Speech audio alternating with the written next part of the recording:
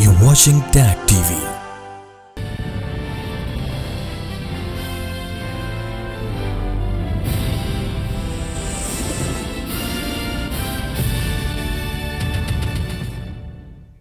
Good evening, welcome to South Asia Newsline. I am Vishakha Ratan. Here are the top stories we are tracking for you on Wednesday, the 9th of May. 4 militants involved in civilian killings in India's Jammu and Kashmir arrested.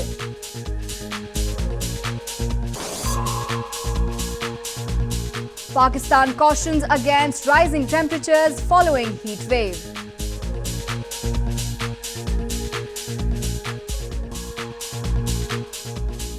And 2 security personnel killed as explosions gunfire rock Afghan capital. And now for all the details. Police in India's northern Jammu and Kashmir province on Wednesday claimed to have arrested 4 militants responsible for the killing of 3 civilians in Baramulla district last month. The militants were arrested during several raids held in the area, officials said.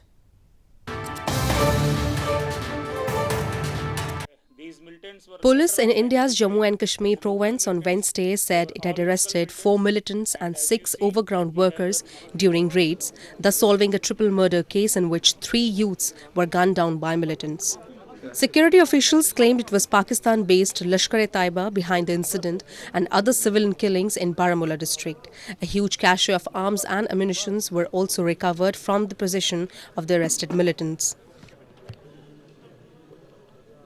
These were the local militants who killed these 3 civilian youths, and it is also pertinent to mention that during this investigation, we also caught hold on one active militant who recently joined, Bilal Ahmed, who also fired with the Chinese pistol on those 3 youths, and again we busted 2 another most important recent attacks. The 3 civilians who belonged to Baramulla district were killed on April 30th. They were all in their early 20s and were shot from a very close range by the militants, leading to their death on the spot. India accuses Pakistan of training and arming militants and helping them infiltrate across the border to spread unrest in Kashmir Valley. Pakistan denies the allegations. Secretary General of Shanghai Cooperation Organization or SCO Rashid Alimov on Tuesday met Indian Foreign Minister Sushma Swaraj in New Delhi. The meeting came ahead of the SCO summit to be held in China in June, which is likely to be attended by Indian Prime Minister Narendra Modi.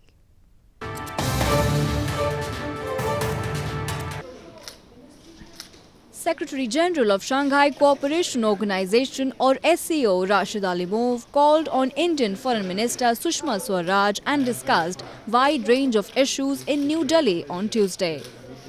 The meeting came ahead of the SCO summit to be held in China in June, which is likely to be attended by Indian Prime Minister Narendra Modi. Swaraj had last month attended the meeting of SCO Council of Foreign Ministers in Beijing.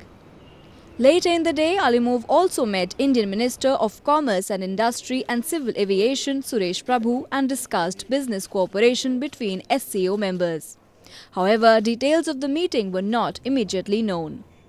The SCO grouping set up in 2001 was originally formed to fight threats posed by radical Islam and drug trafficking from Afghanistan. It now acts as a political, economic and an overall security organization.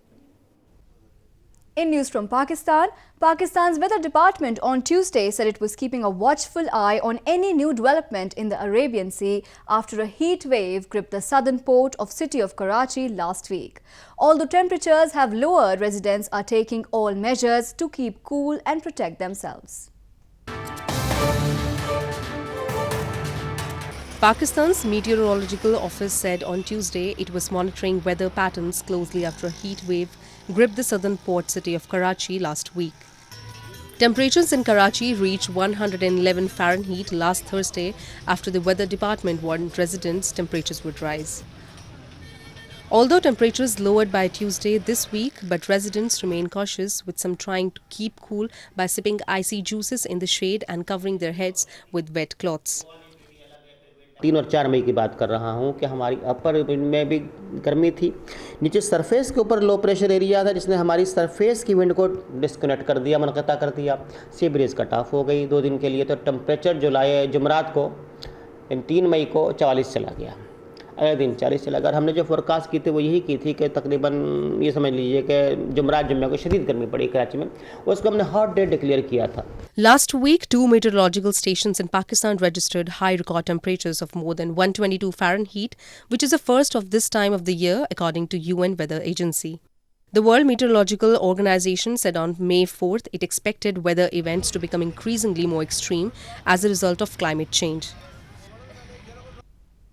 Moving on, residents in Pakistan-administered Kashmir are continuing their protest against the Pakistani security forces over the killing of an activist in the illegally occupied region in March.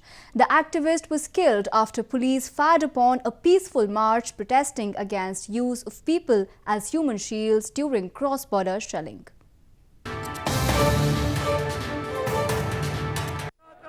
Protests are continuing at frequent intervals across Pakistan-administered Kashmir to seek justice for Naeem Butt, a political activist killed in police firing on March 16.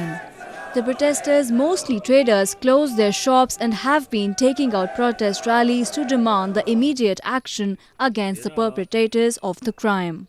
They are also demanding a judicial inquiry into the targeted killing.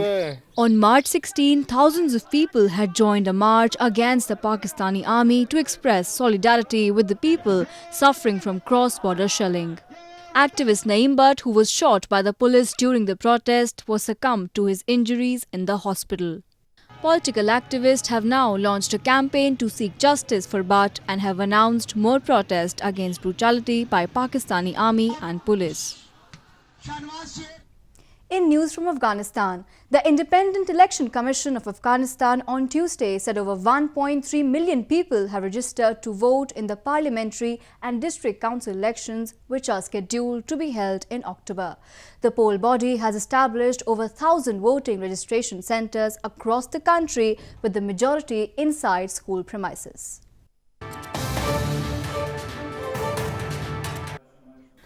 Officials from Independent Election Commission of Afghanistan or IEC on Tuesday said over 1.3 million people have registered to vote in the upcoming parliamentary and district council elections.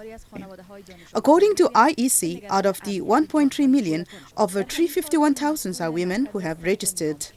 Meanwhile, students in the country raise concern over the existence of voter registration centers inside schools as they are scared after last month's suicide attack. که بادم انفجار نشه و پدرم گفته که برو تو خانه برو که مادر تبلنگ نشه.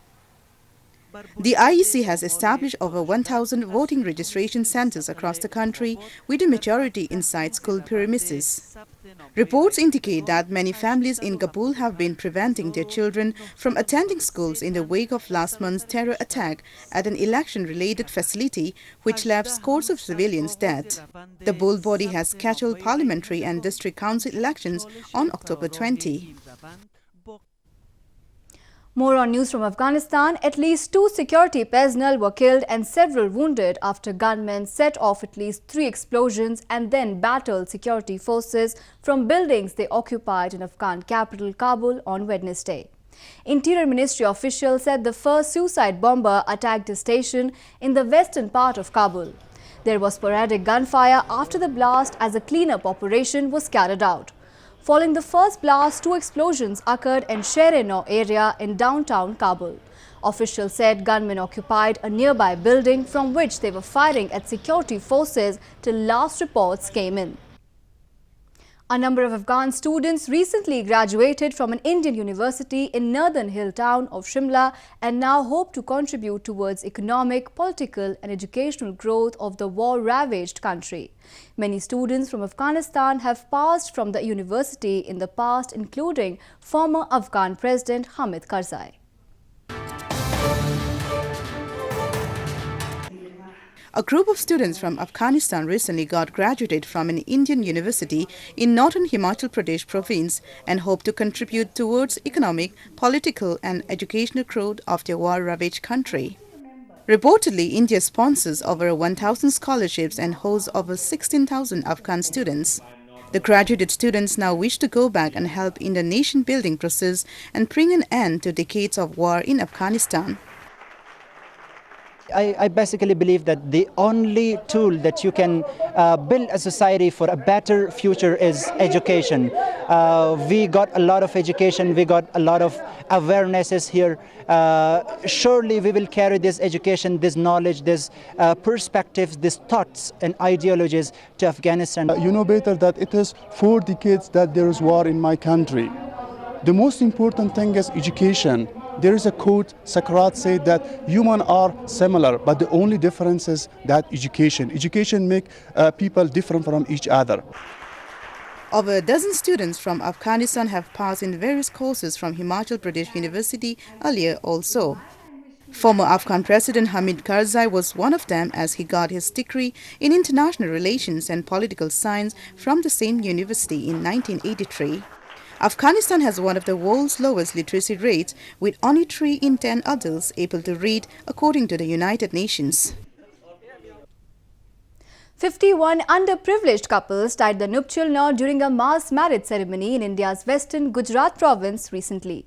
The main highlight of the event was the marriage of a 73-year-old man whose sons were also married off in the same function.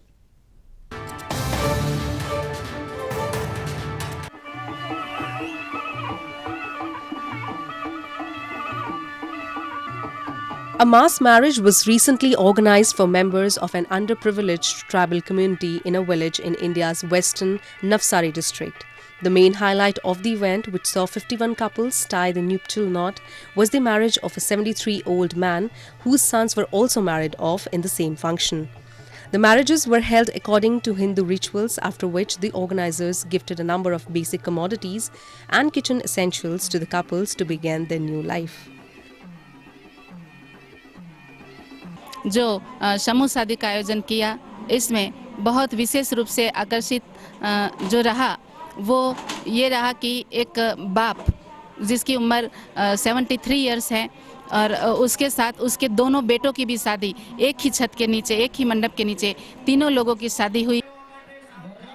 Navsari district of India's western Gujarat province is heavily populated with tribals and is one of the most economically distressed regions of the country. Mass marriages are becoming a popular phenomenon in the country. They were conducted to lessen the financial burden on the deprived classes of the society. A cricket tournament was held recently in India's northern Leh city. The 40-day tournament was aimed at giving a lift to sports and provide a platform to budding players. With the focus on promoting sports in India's northern Jammu and Kashmir, a cricket tournament was organized in Leh region against the backdrop of the majestic Himalayas. The 40-day T20 tournament came to an end on Tuesday, with Leh United emerging as winners after they beat Kashmir Stars by 9 runs. Over 30 teams took part in the tournament, which was aimed at giving a lift to sports and provide a platform for budding players. इनको हम एक message भी देते हैं कि आजकल के जो ड्रग्स है, जो एंटी सोशल एलिमेंट्स है, उनसे दूर रहे और स्पोर्ट्स को वो दे. यहाँ का जो क्रिकेट है अभी हर साल बड़ा होते जा रहा है, बड़े प्लेयर्स आ रहे हैं, इसलिए हमारे ले के लोकल प्लेयर्स जो है उनमें भी काफ़ी इम्प्रूवमेंट हुआ और इम्प्रूवमेंट होगा आने वाले सालों में. Organizers urge the youth of Kashmir to engage in sports activities and make a living out of it. The tournament is held in the memory of late Nuang, Dorje and Stobdan, who laid down their lives while fighting for the grant of Hill Council status to Ladakh region in the 1989 agitation. Well, that's all we have for you from South Asia this evening. Now our viewers can watch the show on southasianewsline.com. You can also visit us on facebook.com/SAsiaNewsline and follow us on Twitter @SAsiaNewsline. That's all in tonight's edition. We will see you same time tomorrow. Good night.